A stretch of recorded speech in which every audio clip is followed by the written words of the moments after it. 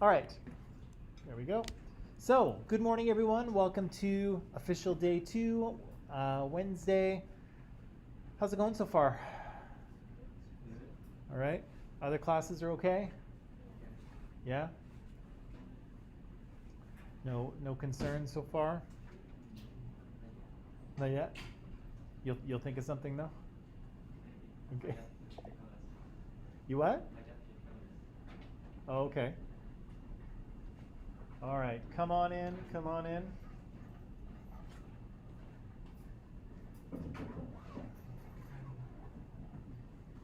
Actually, can you three do me a favor? Can you come a little bit closer? I know it's a pandemic, but like it's a long, like I feel like I've got to shout because you're 100 feet away from me, so come just a little closer. Yes, all three of you. It'd make it much easier for me because then I don't have to project so far, right? Thank you. Perfect. Okay. All right. So online today. Oh, so Kayla's here. Good morning. Good morning to you, Kayla. Tafad's. Sorry, I always screw that up. Tafad's was here. Good morning to you. Gregorius is here. Gregorius, should I be calling you Gregorius or Vito? Can you just let me know? I'm not sure. And Shota's here too. Good morning, Shota. So, let's jump in.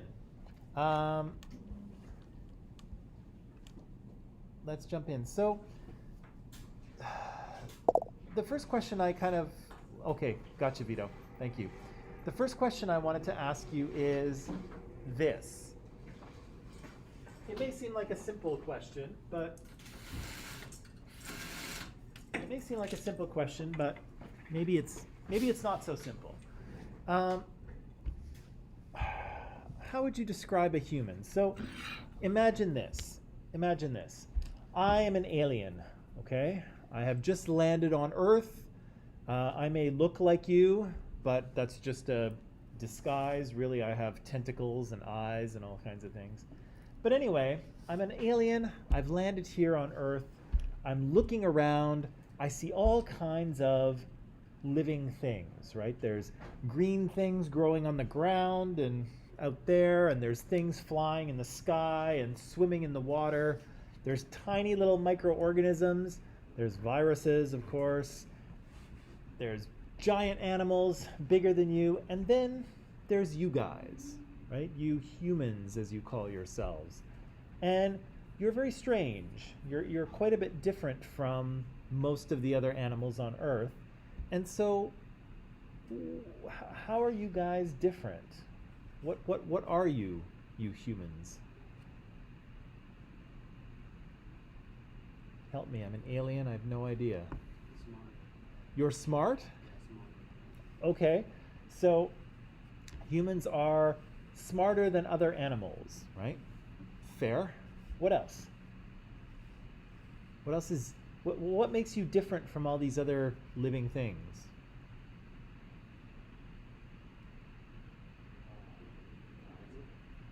Can you what? You live in a community? Okay. Yeah. Okay. So humans are creatures that are intelligent creatures, but they also live in large groups sometimes, right? Sorry, what else? You have what? Different outlook? How do you mean?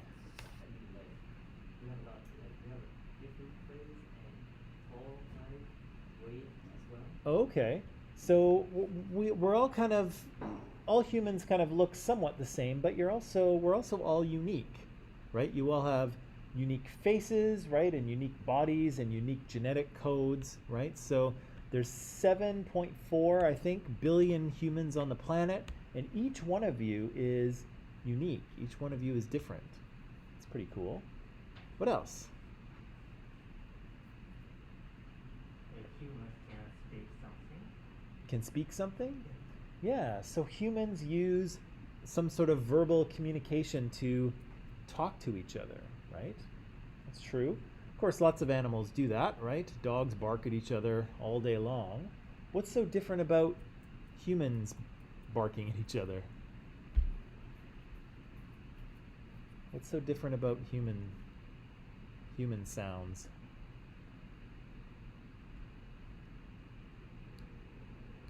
Not this far. What's that? Not this far. Not just barking, but what We can? got like we get sounds. Yeah, We get different noise and sounds. yeah, So people understand what's yeah. So humans, of course, can make all kinds of different sounds, right? And we use that to communicate to each other in a really complex way, right? Lots of different vocabulary, different sentences. What kind of things can humans communicate to each other? body language. Oh, okay. And we also communicate to each other through body language, right? Through how we use our body and our hands and our faces too, right? Although it's a little bit difficult now with masks on, right? But we communicate with each other through our bodies. Do you find, I don't know if anyone else is doing this, I'm definitely doing this. Do you find that you're using your eyes more when you talk to people? Like you're like using your eyebrows trying to like communicate with other people because they can't see half of your face, so you're like, oh yeah, and you're using the top half of your face more than you used to. Yeah, weird, hey? What else? What else makes humans different from other living creatures? Very cool. What's that? Very cool. Oh, okay, yeah. That's weird, right? Well, lots of dogs wear clothes too, and cats, but that's humans' fault, right? Yeah, we create clothing to wear on our body. That's a strange thing, right? Other animals don't do that. What else? What else is different?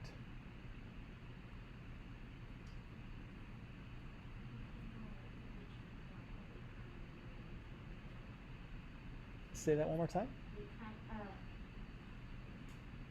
we know which one we can do and which one cannot. Which one? What? Like the writing and Oh. Okay. So we have, in terms of our behavior, we have some sort of like morality, right? So animals just kind of do what they are driven to do, right? But humans actually think about right and wrong, good and bad, right? And they can kind of they have more control over their behavior, right? We have a prefrontal cortex that allows us to regulate our behavior, right? So even though we might want to kill that person who just butt in front of us in line, we're not going to do it, right? What else? What's that? We develop an interest? We get different interests. Oh, we have different. Okay, so humans are actually interested in things, right? We're actually, most animals I think are interested in eating and sleeping and playing and maybe finding, that special someone, right? And that's kind of it, right? But humans develop interests in things that are not really related to their survival. That's really interesting, right? Tafadzwa says, so humans have, I guess there's two things in here almost. Humans have religion, right? So humans have some sort of idea about how the universe came to be, right? And what happens when they die, right? So they have some sort of understanding of that. But there's also the understanding of a soul, right? Humans see themselves as a distinct thing, different from others, right? Dogs don't really have that, right? Dogs don't think of themselves as having a soul, right? And I don't think any animal does. But humans do think of themselves as having something that is kind of uniquely and indivisibly them, right? However you might think of it, or however your religion might describe it to you, there's some sort of something, right, that makes you you, right? Harry says here we are conscious, right? We have we are conscious beings, right? What does it mean to have consciousness? What does that mean?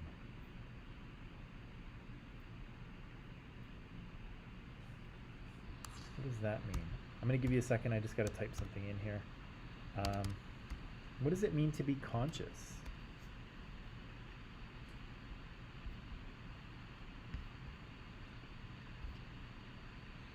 Is that a tough one?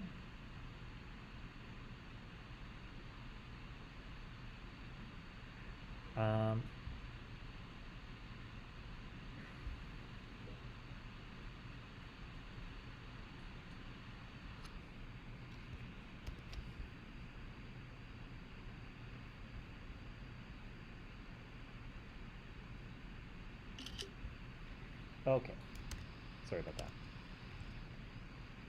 So, yeah, we're conscious beings, and to be honest, that's a difficult one to. There we go. That's a difficult one to figure out what it means, consciousness, and to be honest, scientists don't really understand it either, right?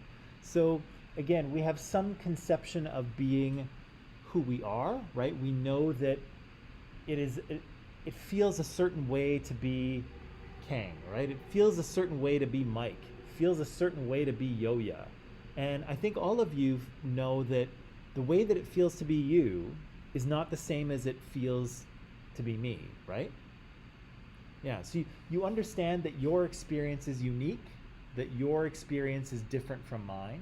You understand that you are a different person than me, right? And there is something about you that makes you you, right? Even if you have trouble kind of describing that, you kind of know that you are a unique individual, right? And so, yeah, consciousness is very difficult to define. Anything else? Other things that make humans unique or different from other animals? We have tools. Yeah, right? So human beings make and use tools. Can you give me an example of a tool? Flashlight? Yeah, flashlight's a tool. Basically, in anthropological terms or in archaeological terms, anything that humans make and use for a purpose is a tool, right? So, a tool, right? A tool, a complicated tool, right? That pen in your hand, a tool, right? That bottle of orange juice, a tool. Not the orange juice, but the bottle itself is a tool, right? All of those things, a mask, tools, right? So humans make objects in order to use them for purposes, right? Again, very strange, not unique. There's a few animals that use tools, but nothing like us, right? Harry here says, what else does he say? We're aware of our surroundings, right? And so I would say that most living things probably have some awareness of their surroundings, right? Some more than others. But yeah, that ability to deduce right and wrong is uniquely human, right? Can you think of another animal that distinguishes between right and wrong? What's that? Yeah, dogs, we kind of train them to do right or wrong, right? We tell them when they're a good boy or a good girl, and when they're a bad boy or a bad girl, right? We tell them when that is. And we try to train them to do good things and not bad things, right? So we can teach them. We can teach them what to do and what not to do. But can they think about it on their own? Probably. Maybe some of them try to think about it, right? They're like, should I do that? Should I steal that, treat off the counter, or should I leave it there, right? Dogs, they're great. Yeah, this is another good one too.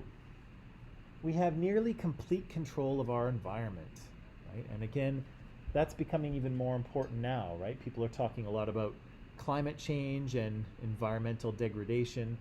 No other animal really does this, right? Every animal influences its environment to some degree, right? Some to a greater degree, some to a lesser degree. but no animal has been able to change the environment the way that humans have, right? Without question. Anything else?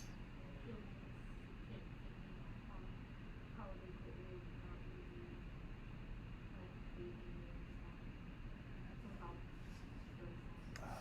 Yeah, humans have like a desire to make things better, right? So animals don't really have this, right? Animals just kind of do what they do for the most part. They don't worry about efficiency or return on investment or, you know, how can we be more effective doing this? But humans kind of worry about that stuff, right? And so they constantly think up better ways to do things. They improve their tools to make better tools and better use of their resources, right? Other animals can't do this. Only we can. This is a good list. Anything else? Wow, we're really different, aren't we? We're really different creatures.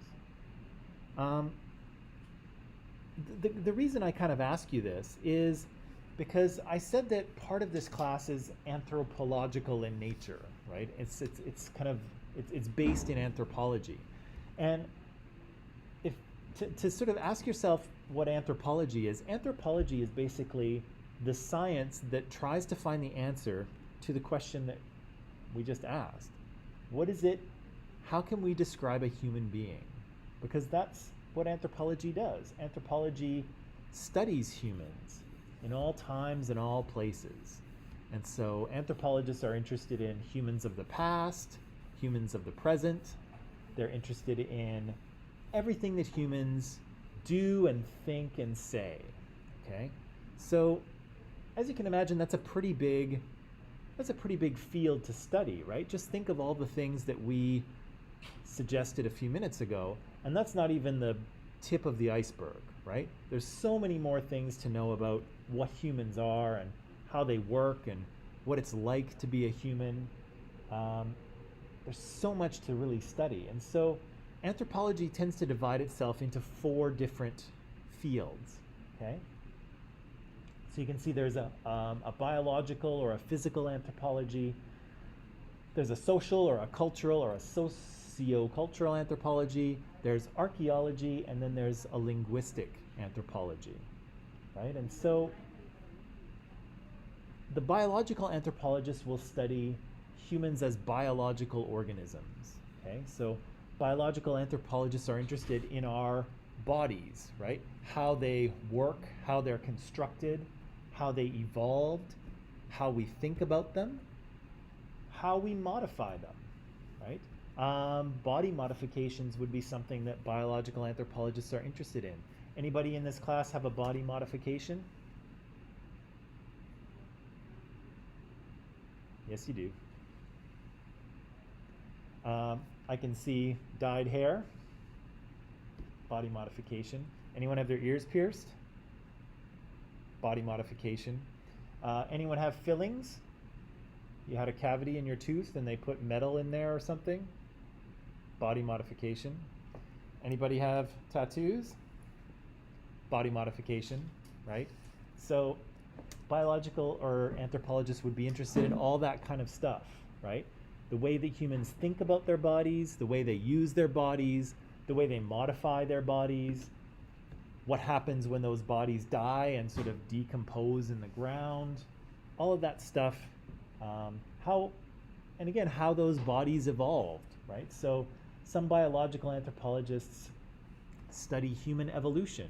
And so here are all sorts of species of 2-legged primate that came before us, right? And again, we don't know exactly what some of these guys looked like, but biological anthropologists would be very interested in understanding how a body like this and a brain like this, how it evolves and who our ancestors are. And so if you look at some of those creatures are likely our ancestors well into the past. Some of them are not. But again, a biological anthropologist would be very interested in looking at that. some biological anthropologists are primatologists, and so they study our closest living relatives to see if they can learn anything about them and then kind of apply it to us. Any idea who that woman is? Probably not, but no. This is Jane Goodall. Jane is, she's an older woman now. I think that was taken in the 1970s. But Jane is a very famous studier of chimpanzees. And so chimpanzees, like that cute little guy there, they're basically our closest living relative. We share about 99% of our DNA with them. So there's nothing more similar to humans than that furry little creature right there. And Jane and other primatologists study these creatures not only to learn about them, but to also see what we can learn about ourselves from the thing that is most like us. Right? And again, in some ways, chimpanzees are very much like us, and in other ways, not so much. Right? The other thing that, and I think we'll talk about this a little bit, the other thing biological anthropologists do is look at DNA, right? So this is kind of a new field of study. In the past 20 years, of course, we've been able to sequence DNA, human DNA strands, and figure out how they go together. Nowadays, it's very easy. When they first did it, I think in the late 1990s, I think it cost $1 billion to sequence the human genome. Now you can do it for a couple $100 if you get it on sale from 23andMe or whoever you want to go through. But one of the things that biological anthropologists use it for is human migration. So hundreds of thousands of years ago, we think that our species, Homo sapiens, evolved in Africa, kind of in pockets of East and Northern Africa. And then over time, those humans migrated out of Africa and eventually settled throughout the entire world. And based on genetics, we can actually determine when some of those migrations happened, which is pretty cool. So that's biological anthropology. The second one is archaeology. And so archaeologists study the material remains of people to understand their behavior in the past. Okay, and so a lot of what we'll talk about in this course does in fact come to us from archaeology, because we'll be looking at the past here. So archaeologists often look at, this is kind of how they work, digging in the dirt. This looks like an archaeological excavation in a park in a city, but obviously there was something that happened there in the past, right? Maybe a couple of 100 years ago, maybe longer. And you can see the archaeologists are digging down, looking for the remains of human behavior. Right? Archaeology in the movies is sometimes a very kind of exciting and sexy thing to do. If you've heard of Lara Croft, Tomb Raider, she goes on very exciting adventures looking for archaeological things. In real life, it's not quite like that. Oftentimes, archaeologists look for, this is not going to sound very good, oftentimes archaeologists look for people's garbage. And it doesn't sound very interesting, but if I wanted to know about your life, if I wanted to know all about you and your life, do you think I could learn a lot by going through your garbage? Yes, I could, right? It's almost like going through someone's browser history, right? Which, have you ever seen that cartoon? There's a cartoon where it's like it's in a courtroom and the guy is the person's accused. He's sitting on the witness stand and his lawyer is like, Your Honor, I'd like to submit Exhibit A, my client's browser history. And the guy says, it's okay, I'd rather just confess to the murder. You see that? No. But anyway, browser histories aside, looking through someone's garbage, you can learn a lot about their lives, right? You can learn about what kind of foods they're eating, what kind of tools they use. You can learn some communication, right? If they write anything down, maybe your mail that you've torn up, I could put it back together and figure out things from that. So you can learn a lot about a person or people by going through their garbage. And so oftentimes archaeologists are doing just that. They're looking through the remains of the past, trying to figure out what people were doing, what they were eating, how they were moving, what kind of tools they used, and maybe if you're lucky, what kind of beliefs they had as well. That's a little bit more difficult to figure out. But sometimes you'll have contexts like this. You'll have burials, you'll have a cemetery. And so here you can see some probably archaeology students excavating a grave. And so if you look, let me just see here. So you've got a few people in this grave here. So there's two, these look like juveniles, so maybe like a younger child, maybe like 7 or 8 or something, 7 or 8 years old. This person's maybe a little bit older, maybe like 13 or so. And I'm guessing there's probably an adult up here. You can see their spine, their backbone here. And there's another, oh, and there's a little baby, I think, right here, or a little infant buried as well.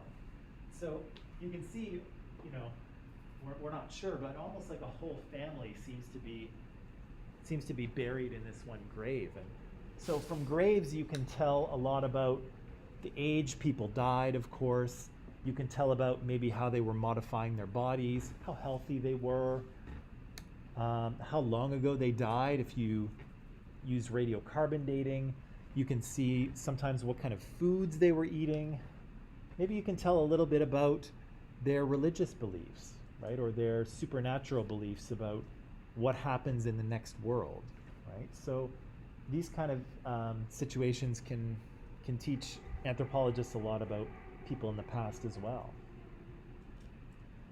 Linguistic anthropology is the third one. Linguistic anthropology study language, and that came up in our question, right, about what humans were. I think a number of people said that we speak to each other, but we speak to each other in very complex ways, and we're able to basically tell each other pretty much anything, right? Almost anything you can think, you can communicate to another person.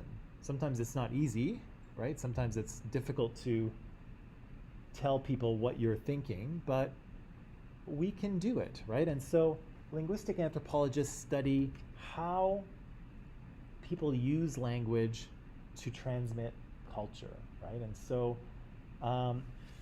I put this in here because linguistic anthropologists have created ways to describe language, ways to describe sounds, how languages are put together, and based on those rules, you can actually go the other way and create entirely new languages. And so, anybody read or watch Game of Thrones? No? It's worth a watch. It's pretty good, actually. Except for the last season. Last season, what's that?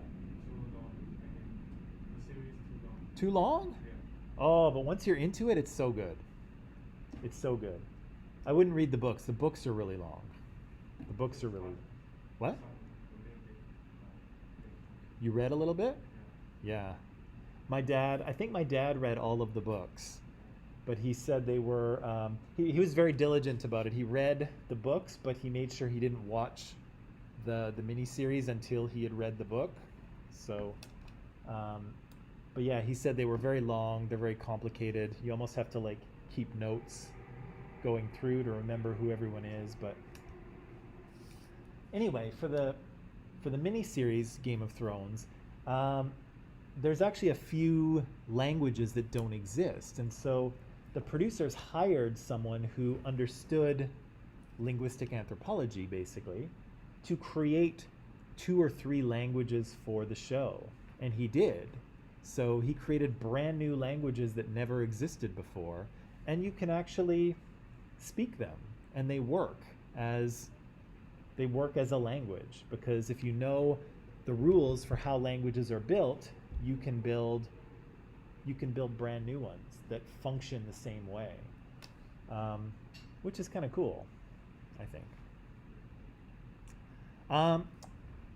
Linguistic anthropologists have also used their linguistic tools in a similar way as the mitochondrial DNA from physical anthropologists to to figure out how different linguistic groups are related to each other.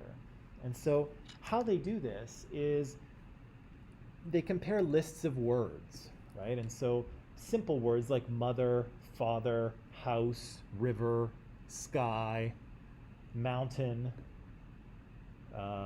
horse, I don't know, very simple words, and they compare how similar those words are to each other, right? Any Mandarin speakers in the room? Mandarin? What's the Mandarin word for cow?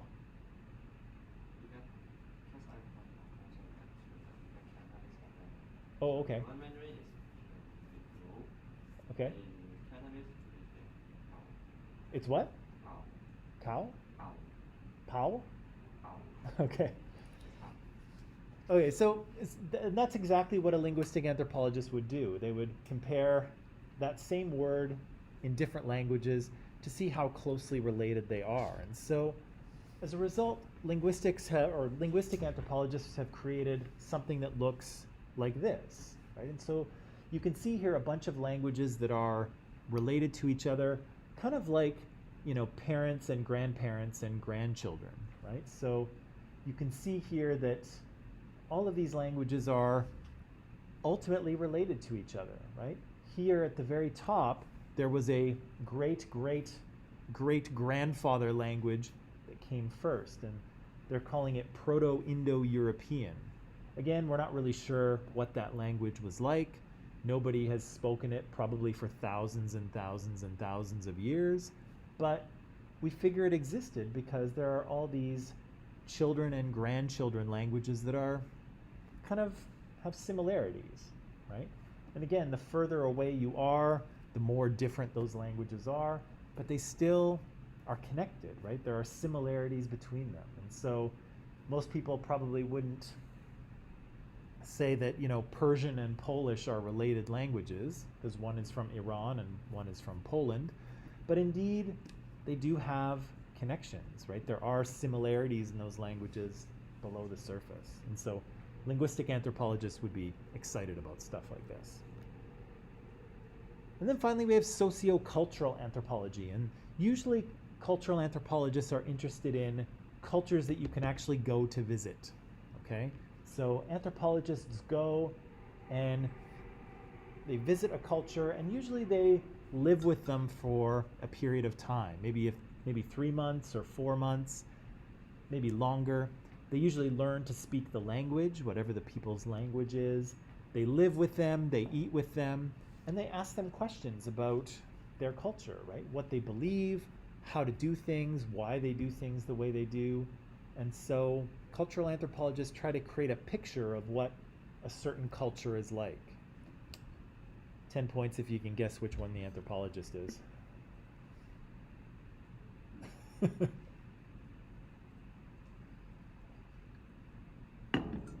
This person actually is, his name is Branislaw Malinowski. He's a very famous early anthropologist.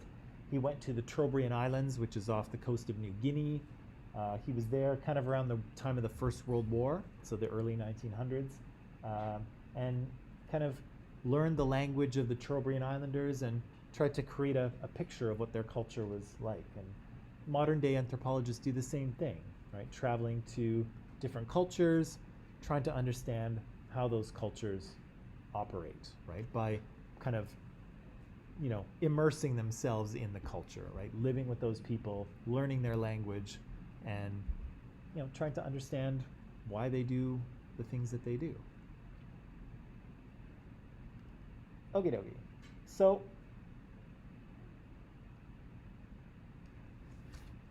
for the most part, anthropologists are interested in human culture, right?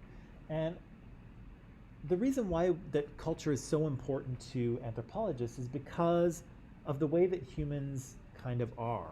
One of the things that didn't come up when I asked you that question about what humans are was the fact that we are really born with very little in terms of programming, right? So I want you to think about this cute little baby here on the left. I want you to think about him as almost as a computer, right? Almost like a laptop or whatever you want to think about. But this little piece of hardware here on the left, he's born with really no programming, right? He has no operating system, right? Has anyone ever seen a Mac or a PC with no operating system installed? Probably not but if you have, what does that computer do? Nothing, right? Basically sits there on the desk, right? It is useful for nothing because it doesn't know how to do anything, right? You have to download the operating system to teach the computer how to do all the things that we want it to do, right? Check our emails and go on the internet and go on YouTube and play games and all kinds of things. The computer has to be taught how to do that stuff. And humans are similar in that sense, right? We are born without an operating system, and it needs to be downloaded, right? We need to be given that operating system. And so where does that operating system come from? Yeah, from the people who raise us, right? Our parents or our caregivers, grandparents, aunts and uncles, friends, right? All teachers, religious leaders, all through our lives, people are constantly downloading that culture into us, right? That progress bar takes years and years and years to install, right? But it's one of the things that makes humans a very different species. Not only the fact that we are born in a very helpless state, but also that we have so much we need to learn, right? Most animals, if you've seen a cow or a horse being born, they kind of come out of their mother and then they're up walking around in a few minutes, right? They're running around and then they're suckling from their mom and they seem to be operating very quickly, right? Because they're born with that wired. But humans aren't born with really any of that wired, right? They have very little. And so humans have to be given all of their programming. They have to be given their operating system. And of course, culture is the operating system. So because of this, human culture is almost the most important thing, right? I think Kenny mentioned that we use tools, right? Tools are very important to humans, but probably our most important tool is culture, right? And so the most important thing that happens to us in the course of our lives is our enculturation, right? That process of downloading our culture to us, right? That's the most important thing. And so to be a living human, like we all are, I think, to be a living human is to be a practitioner of culture. Everything you do is cultural. What did I do this morning? I got up out of bed and basically the first thing I did was I brushed my teeth, right? Most people wouldn't think of that as a cultural act, but it absolutely is, right? My culture tells me that if you don't brush your teeth will go bad and rot and fall out of your head and it'll be painful and gross, right? It also tells me that nobody is going to want to talk to me if I don't brush my teeth because my breath is going to be like a garbage dump, right? Nobody likes that. So my culture tells me that it is important to brush your teeth, at least twice a day, maybe 3 times, right? So I try to do that, and brushing my teeth is a cultural act. And again, basically everything we do is either cultural or the rules for it are cultural, right? Eating isn't really cultural, right? Human beings have to eat food if they don't want to die, but the type of food that we eat, right? Every culture has ideas about what food is good to eat and what is not good to eat, how that food should be prepared, right? How that food should be consumed. Should you use a fork? Should you use chopsticks? Should you just use your hand and shovel it into your mouth? There are rules, right? There are rules about when you can eat and with whom you can eat, right? So even just a simple act of eating, which is biological, has all kinds of cultural stuff attached to it. And again, humans are like that with all of their behavior, right? what are we wired to do? We're wired to eat, right? To seek shelter from the elements and to procreate, right? To reproduce. And so, even though those things are biological, there are cultural rules around all of them, right? Around eating, around the type of shelter that we have and the clothes that we wear, lots of cultural rules around that. Around sexual activity, all kinds of cultural rules, right? What you do, what you don't do, who you're allowed to do it with, who you're not allowed to do it with, when you're allowed to do it, where you're allowed to do it. Tons of cultural rules around those things, right? And so, again, to be a human is to be a practitioner of culture. Everything you do and most of the things that you think are filtered through that culture. Okay? And so, again, if you want to think about what a human is and how humans are unique from others, everything that you told me earlier was 100% correct. But the biggest thing is that humans are cultural animals. Human beings have culture, transmit it generation after generation, and use it in order to learn how to be in the world, right? How to interact with our environment and how to interact with other humans that we live with socially and that we cooperate with. Whew, does that make sense so far? Man, this is exciting. Do you want to take a little break? A little break? Yeah. Let's take a quick break. Then when we come back, we'll talk a little bit more about culture, and I'll give you some kind of cultural examples of how some of these aspects of culture work, okay? All right. Let's take a break. I'm going to put up the timer, and then back in 10 minutes.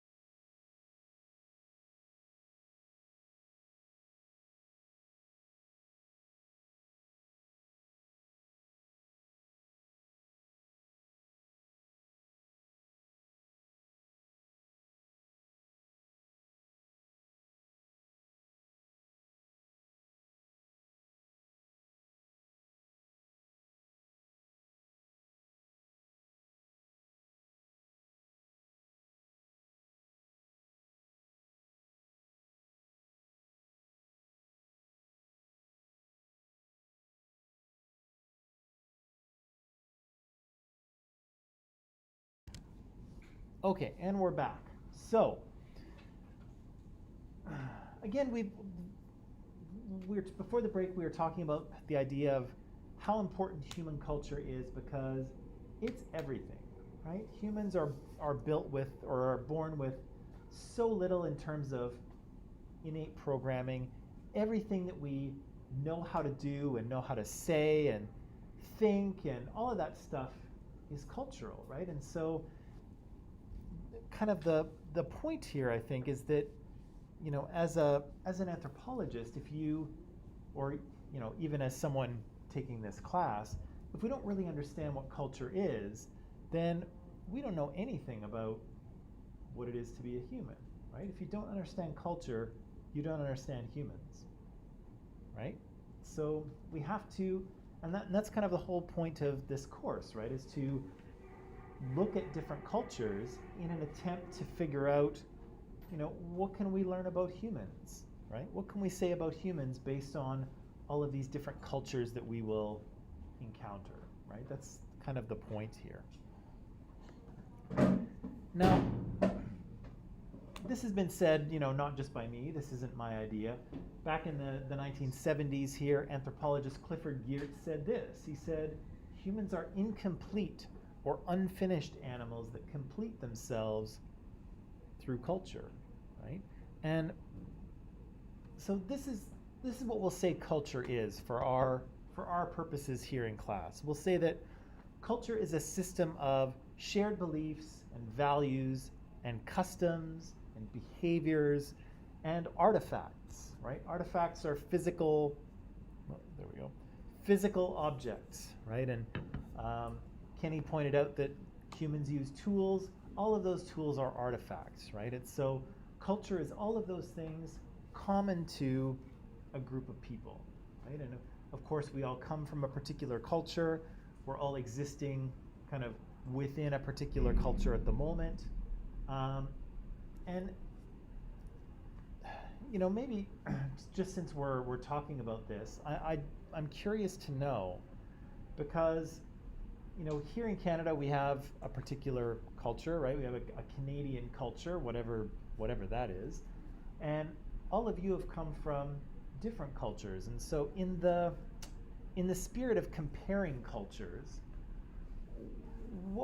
what's one of the things that stands out to you as the biggest difference between like Canadian culture and your home culture? What sort of thing stands out to you, either maybe when you first arrived here and you were like, whoa, that's different, or maybe it was something that you encountered later and you thought, oh, that's different or strange or interesting, or what would you say is, I've got one, but I want to hear yours. Kang, I feel like you got something. What? Different culture. Oh, like the fact that Canada has so many different kinds of people in it. Yeah, because Kang, you're from Vietnam? Yeah. So the first time when I arrived here, the first thing when I see is like the traffic. Like, they have so like many cars here compared to Vietnam. They have like more modified. And like people like riding your bike like crazy, like everywhere. Yeah. It's like no rules like compared to. Right. I've heard that about other countries too, is that, yeah, we have a lot of cars on the road here, but the traffic it's a lot of traffic, but it's a little more organized, right? I've heard in some parts of the world, the traffic laws are just suggestions of what you should do, and it's a little more chaotic, or maybe you just have to be a local to know how to drive there, right? But yeah, here in Canada we have a lot of we have people from all over the world, right? And so I imagine if you went to China, you would see mostly Chinese people, right? And I imagine, I've never been to Vietnam, but I'd like to go. But I imagine if you went to Vietnam, you would see mostly Vietnamese people, right? But here in Canada, you know, there's a lot of us white people, but there's a lot of others as well, right? What other things kind of stood out to you as culturally different when you first arrived or since then? In terms of anything. In my country, Yeah. we Which is Indonesia. Indonesia. Okay. We usually eat rice. Okay.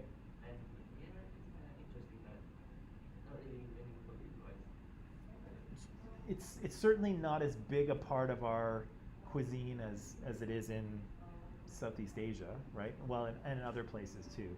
We definitely eat rice, but not as regularly, I think. Yeah, that's probably true, right? How do you find the food here? It's okay? It's okay. Yeah. What else kind of stood out to you? I'm curious to know. Prefers to walk. What's that? Many people prefers to walk. Oh, okay. There's lots of walkers. Yeah. Yeah. What about, where are you from, Felicia? Indonesia as well?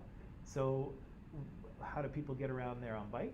The land transportation, car, bike. Yeah. Just no walking? So, not so many. So hard to find. So people you're saying people in Indonesia don't like go for a walk just for the fun of it? Or not so much? That's not a no? Yeah, well that's fair. Yeah, lots of people. This is also a very walkable city, right? There's lots to see and things are close together. I'm originally from Edmonton, which is a city in the next province over in Alberta, and people don't really walk much in Edmonton either because things are very far apart and often it's cold and so you don't want to walk. But okay, what else?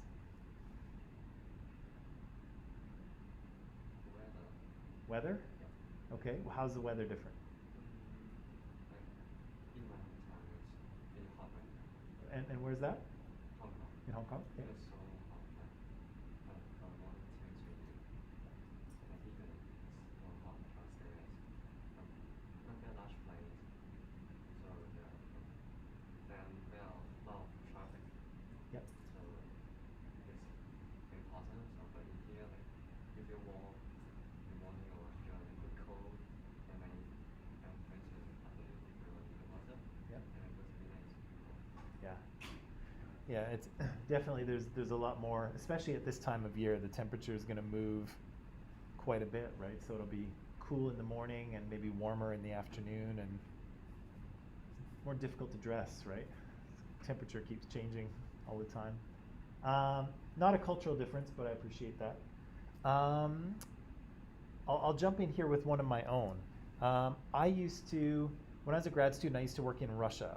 And so I'd go to Russia every summer for about 6 summers in a row. So I spent a fair amount of time in Russia. I learned to speak a little bit of Russian.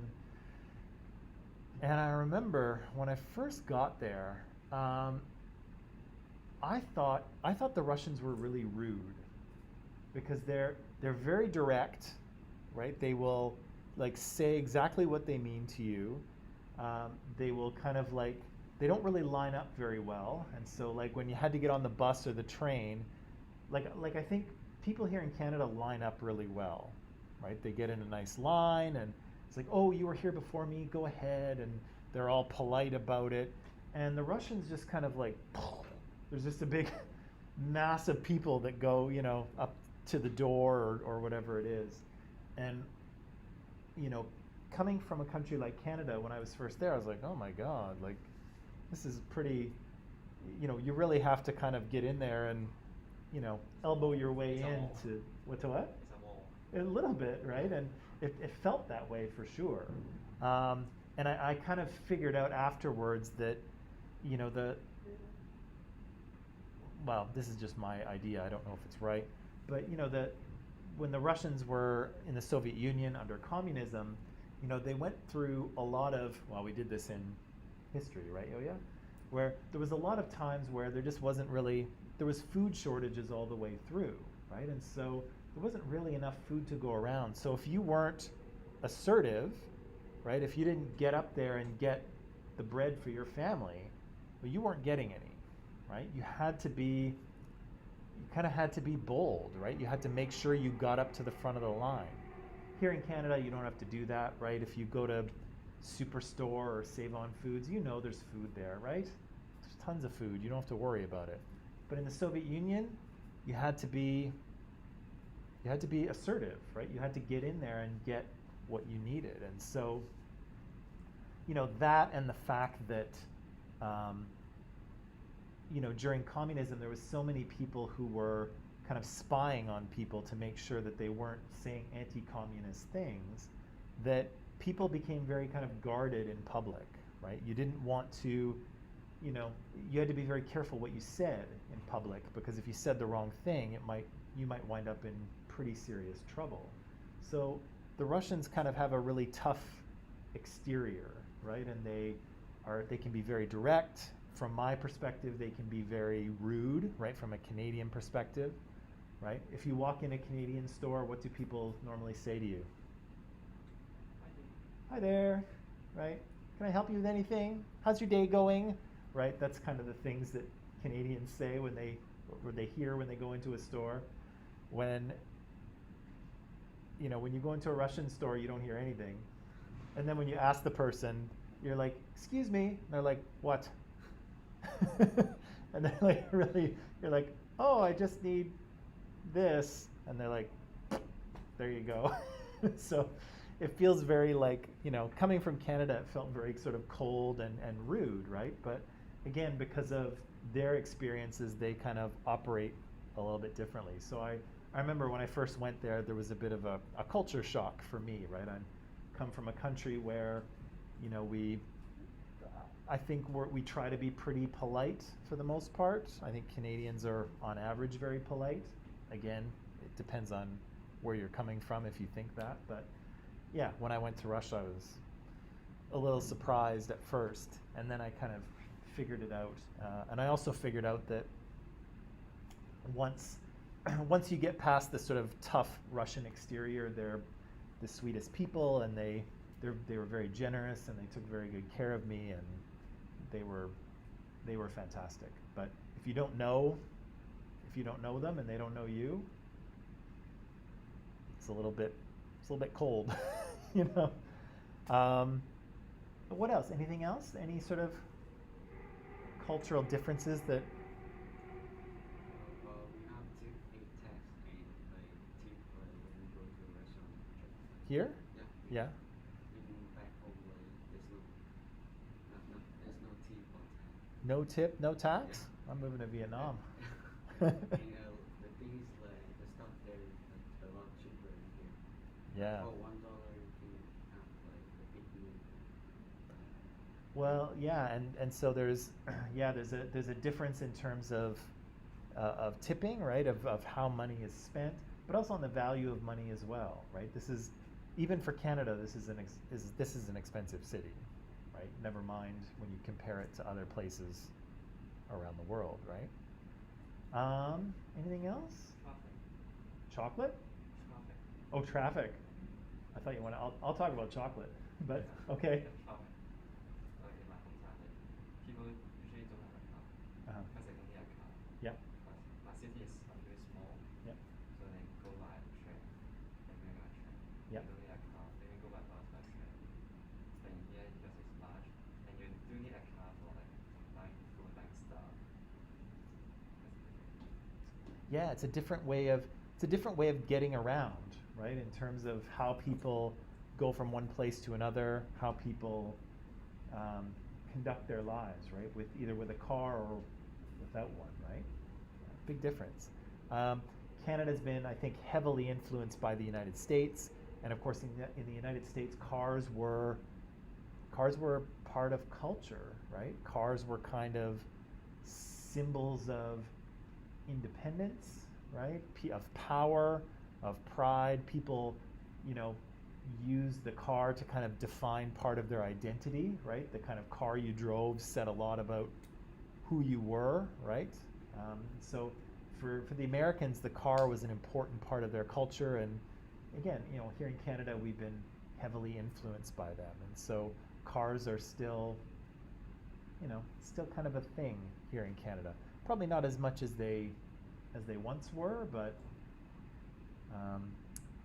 yeah, there's a big difference there in terms of the use of cars, but also like the cultural importance of the car, right?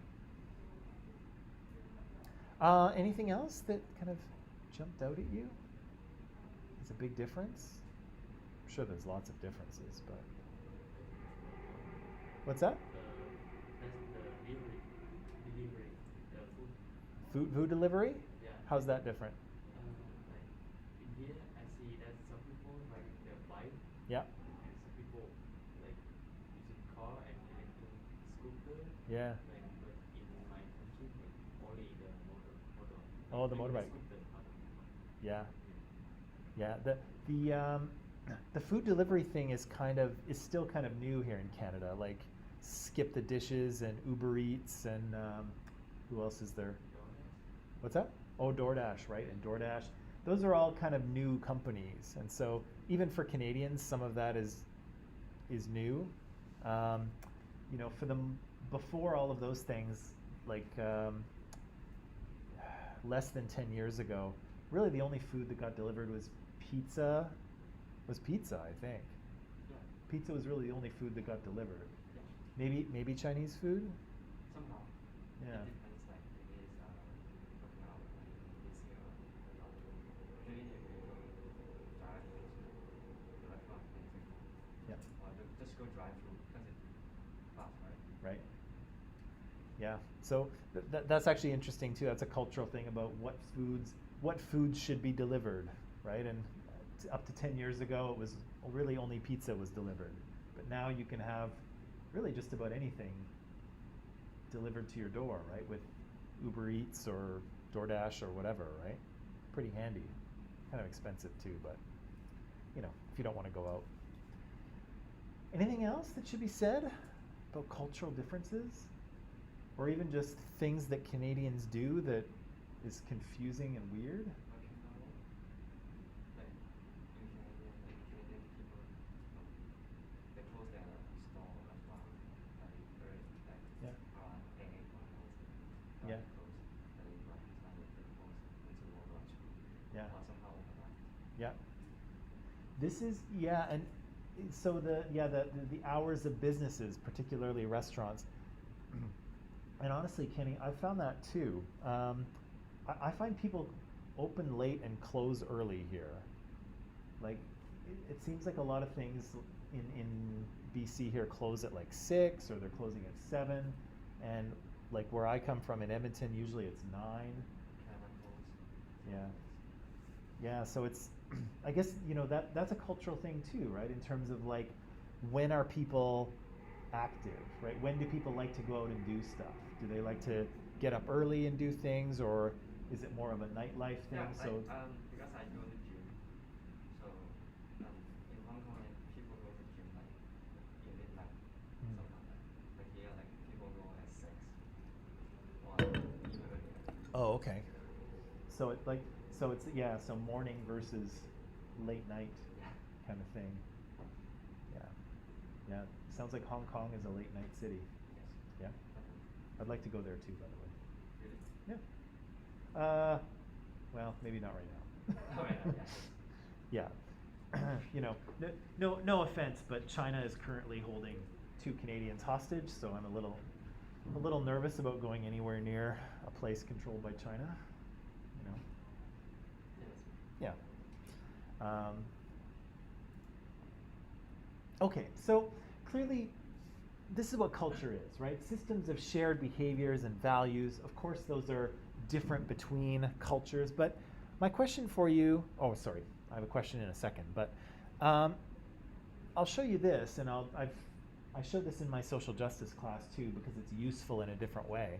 But what I wanted to point out is that sometimes, you know, the parts of culture that we think about are really only the most superficial ones, right? So when we think of our culture, or maybe when we think of other people's culture, we think about the stuff at the top, right? Their food, their music, their rituals, their dances, maybe some of their celebrations, right? Things like that, maybe their language, the way they dress.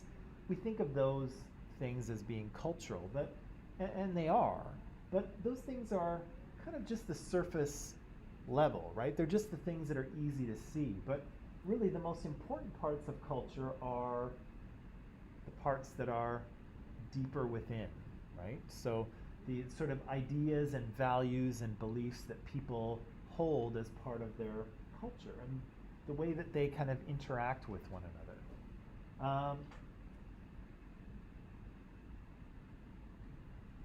Yeah, so I'll let you kind of just read through all of those things, but all of those things are, again, this is just a selection of some of the parts of culture. There's way, way, way more to consider, but all of those things kind of vary between cultures to some degree, right? The relationship to animals. I'm just thinking, how we think about animals, right? Who here likes dogs? No dog lovers? Nobody likes dogs? Cats? Okay, good. Okay, we've got some cat fans. Good. What about guinea pigs? Do you know what guinea pigs are? They're like rodents, right? They're about that big. They're about the size of a small loaf of bread. Nobody likes guinea pigs? No? They're not a super popular pet, but people do keep them as pets here in North America. But my partner, she's from Peru, and in Peru they eat guinea pigs. So, yeah. So as an example of relationship to animals, here something that might be a beloved pet, there is dinner, right? So, not for her. She's. I have a picture of her. I don't have it. She has a picture of her in Peru, and I think they're in a restaurant, and somebody ordered the guinea pig, and so the guinea pig is cooked on her plate, and she's kind of looking at the camera with this expression of just like, ugh. So she comes from Peru, but she's not into eating guinea pigs. But some people are. So again, there's all kinds of different beliefs and values and ways of doing things, and I'm sure as you read through these, you can think of some ways in which those apply to your culture, right? How children should be raised, right? How disease occurs. What are friendships like? How do you speak to one another, right? Some cultures have a very soft way of speaking to each other. Some cultures are very loud, right, and direct, and concepts of beauty, right? So every culture has its own idea of what's beautiful, although I feel it's been co-opted by Western business, or sort of overshadowed by Western ideals.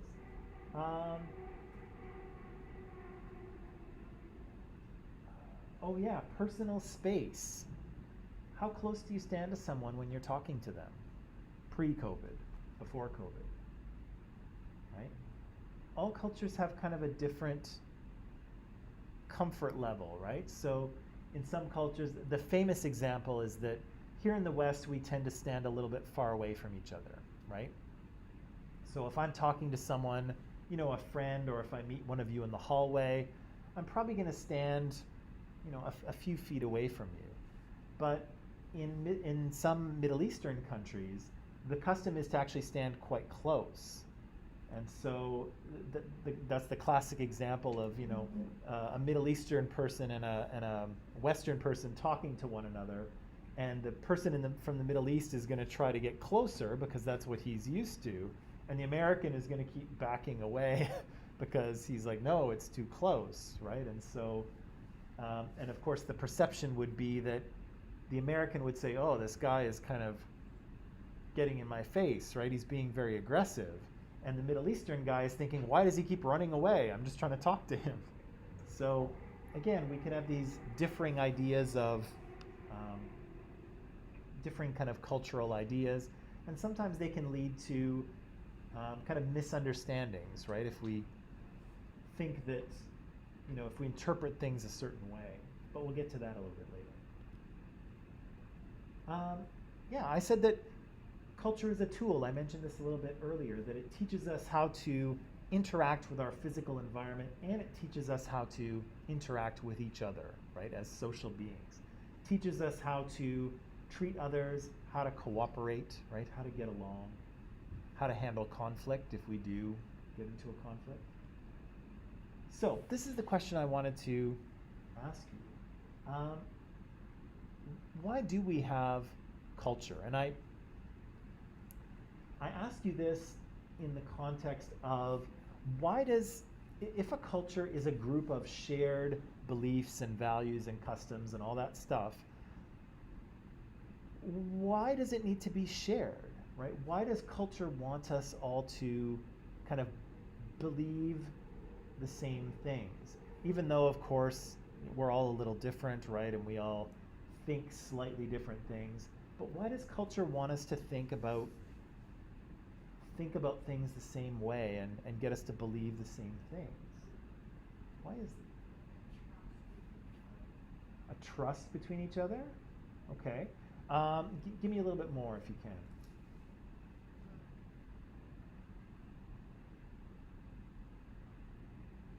Why would you? What makes you trust someone who from the same culture, let's say?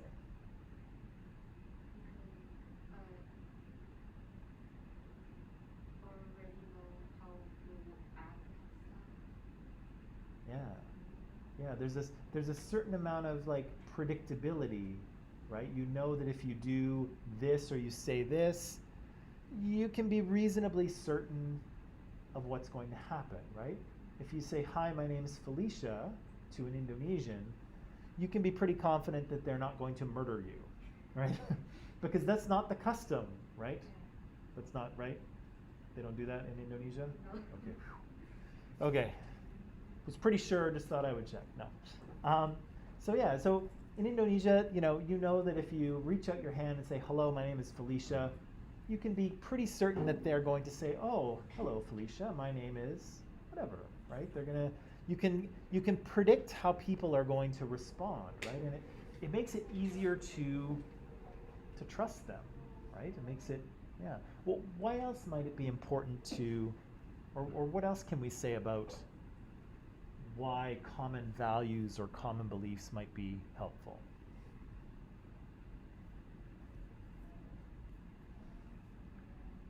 What else can we say about why common beliefs might be helpful? Trust, for sure. Yep. It's easy to get along. It's easier to get along. Yeah, so if, like Kenny said, we're social animals and we live socially with other people, then yeah, it might be easier to kind of, minimize conflict if we all kind of agree on the same things, right? If we all agree that it's, bad to murder Felicia when she introduces herself, if we all agree that that's bad, then that's going to make life easier, right? For Felicia, at least.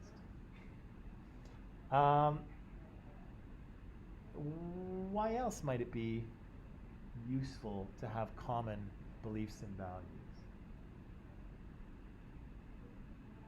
Lots of culture make people unity, It makes them unite together. say that one more time. Unite together. Like culture makes people unite. Okay.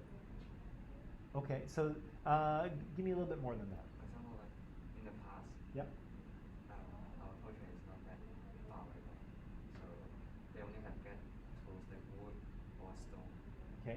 And when they are actually starting, maybe it's touching or raining, people are scared, so they create culture. So they do something like maybe sacrifice someone or sacrifice food to the god Yep. to exchange Sure. their peace. Okay. So we're kind of so culture is kind of helpful to explain things that we don't understand or that we. Yeah. Yeah. I guess that's useful, right? And yeah, that's good.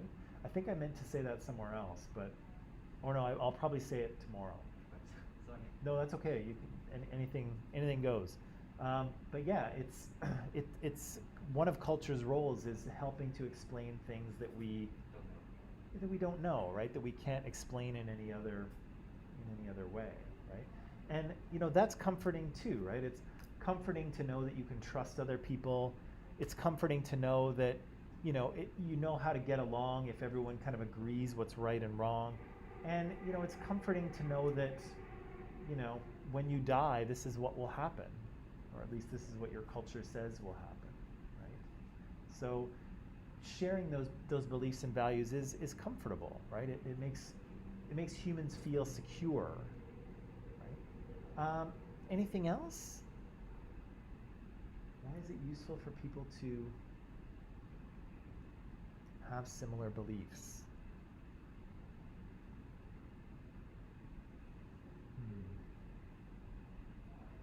Well, I'll add one more thing in, and again, some of our answers are in the ballpark of this, but I think one of the things that we should remember is cooperation, right? And I think Felicia's idea about trust and about sort of getting along, with other people falls under that cooperation idea, right? That we can,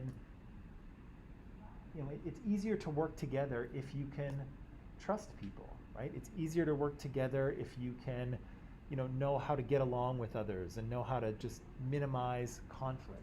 That's going to allow you to cooperate much better. And again, this is another thing we didn't mention when I asked you that question of what a human is, but humans are unique because they can cooperate in a flexible way and because they can cooperate in large numbers. That's something that no other animal can really do. Right?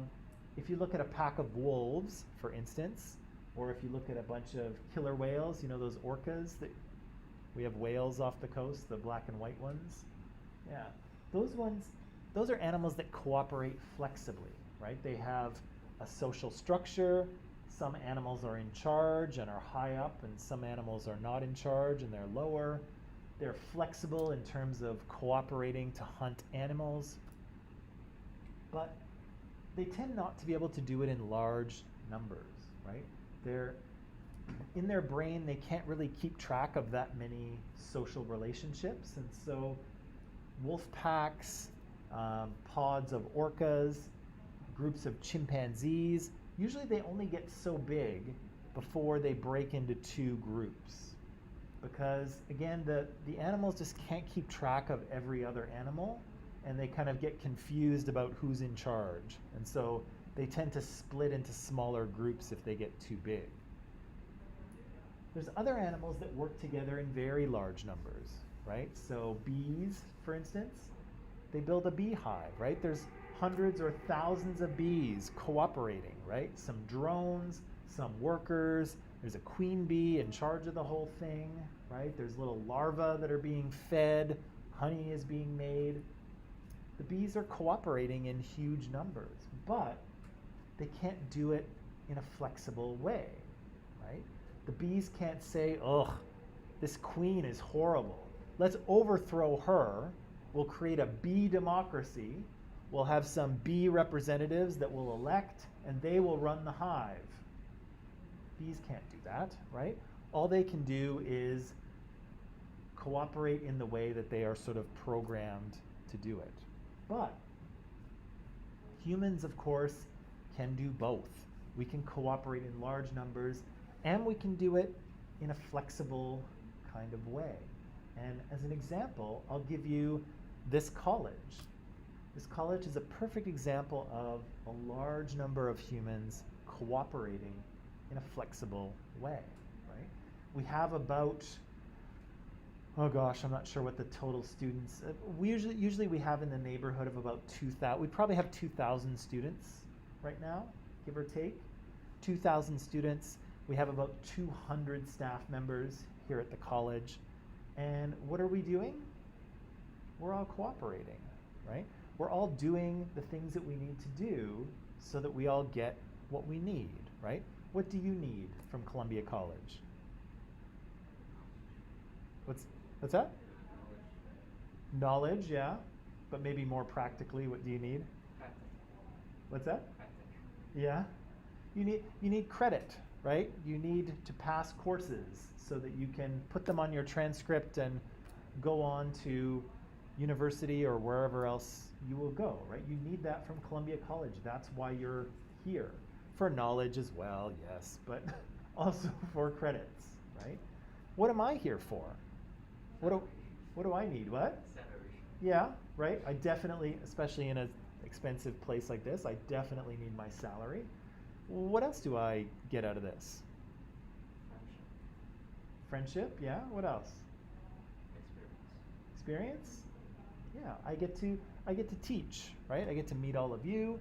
I get to do what I like to do, and I get my salary out of it, right? So, and other staff members are the same, right? They get to do the thing that they do, and they get paid for it as well. And we all do this, and we work together, right? All 2,200 of us. Some staff members, some students.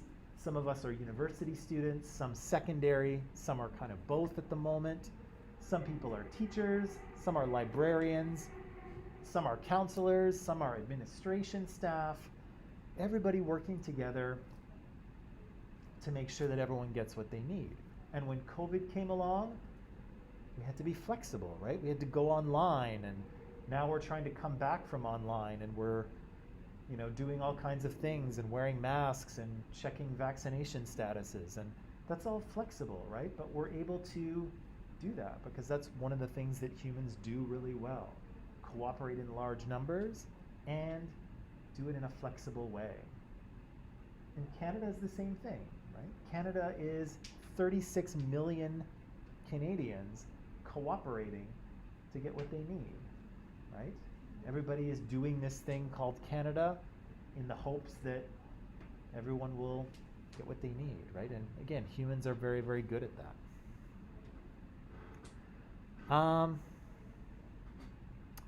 Now, I think I said this already, so maybe I'll just back up. I think that's all I want to say about this stuff today. I want to talk a bit more about culture tomorrow, but is there anything that kind of stands out to you, things that you were unclear about, questions you want to ask, or just things you want to say? Because that was a good start, I think.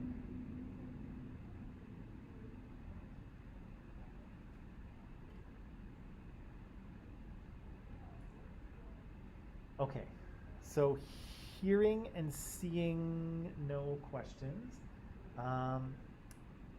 I'll say that that'll be it for today. Tomorrow we'll come back, we'll learn a bit more about culture, and of course after that we'll be able to transition into a little thing on prehistory, but that's probably a class or two away. But until then, I'm glad the sun has come out. I really took a gamble. It was kind of wet this morning and I didn't bring a rain jacket, I just brought this. So I'm happy to see that my gamble has worked out. But anyway, that is all for today. Go have a nice afternoon, and I'll see you tomorrow, okay? Alrighty.